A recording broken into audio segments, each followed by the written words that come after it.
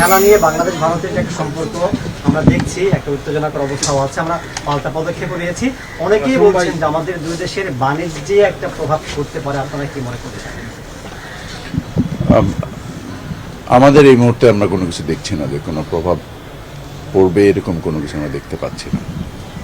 EPB বলছে যে গত অর্থ বছরের 5 মাসে রপ্তানি আমাদের কমেছে ভারতের 6%।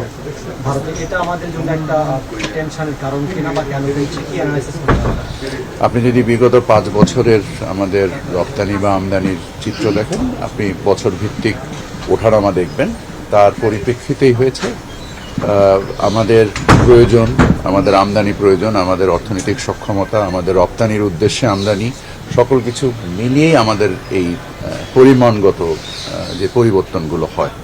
তো সেই ক্ষেত্রে আমরা এমন কোনো কিছু দেখছি না। তবে আমাদের বিভিন্ন রকমের ট্রেড মেজার্স নেওয়া হয়েছে। আপনারা জানেন যে আমাদের কিছু বর্ডার মেজার্স দ্বিপাক্ষিক বাণিজ্যের ক্ষেত্রে নেওয়া হয়েছে। সেটা কোনো ইম্প্যাক্ট এসছে কিনা আমরা এই মুহূর্তে স্পষ্ট করে বলতে পারছি না। ভরসা পেতে নিজেকে হতে হয় পাতের মতো দৃঢ়, ঠিক যেমনটা জেডএসআরএম। আমি জানি না আপনি এই বিষয়ে। না, এই দৈনন্দিন যে সমস্ত ঘটনা এগুলো তো দ্বিপাক্ষিক বাণিজ্যে প্রভাব ফেলে না। এখন ভারত যে সমস্ত স্থলবন্দরের মাধ্যমে বাংলাদেশের আমদানি বন্ধ করে দিয়েছে বেশ কয়েক মাস আগে, গত মে মাসের দিকে, তার কারণে বাংলাদেশের রপ্তানি কিছু কমেছে, কিন্তু আমরা সে ধরনের কোনো কাউন্টার মেজার্স ওই অর্থে নেইনি। হ্যাঁ, তো কাজে ওই ধরনের এবং আমদানি দেশ বা এইভাবে আমরা এরকম পাট রপ্তানির ক্ষেত্রে কিছু, সেটা সামগ্রিকভাবে পাটের বাজার বা পাটের সরবরাহ ঠিক রাখার জন্য, আমাদের স্থানীয় চাহিদা ঠিক রাখার জন্য পাটকে রেস্ট্রিক্ট করা হয়েছে। কোন দেশে যাবে না সেই উদ্দেশ্যে ওটা কিন্তু করা হয় নাই। তো আমাদের নীতিগুলো আসলে আমাদের অভ্যন্তরীণ রিকোয়ারমেন্ট অনুযায়ী নেওয়া হয়। আর একটা দেশকে ক্ষতিগ্রস্ত করা বা ইনজিওর করা এরকম কোনো উদ্দেশ্য নিয়ে করা হয়নি এখন পর্যন্ত কিছু।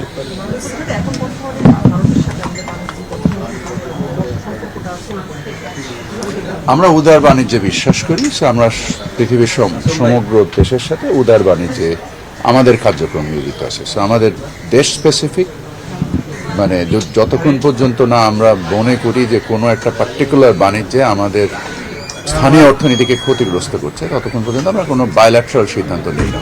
আমাদের সামগ্রিকভাবেই আমরা উদার বাণিজ্যে বিশ্বাস করি। These are very subjective questions and I have no reply for this. আপনি এই ক্যাবিনেটের একজন সিনিয়র উপদেষ্টা। Yes, I am. But আপনার এই ধরনের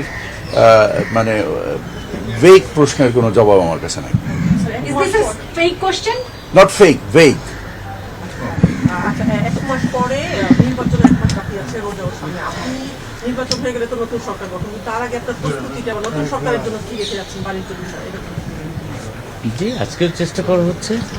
এতক্ষণ আমরা নতুন আইপিও করছি। আমরা বাণিজ্য উদারীকরণ করার ক্ষেত্রে, বাণিজ্যকে অন্তর্ভুক্তিমূলক করার ক্ষেত্রে, ন্যায় নিশ্চিত করার ক্ষেত্রে আমরা কাঠামোগত, পদ্ধতিগত এবং আমাদের যে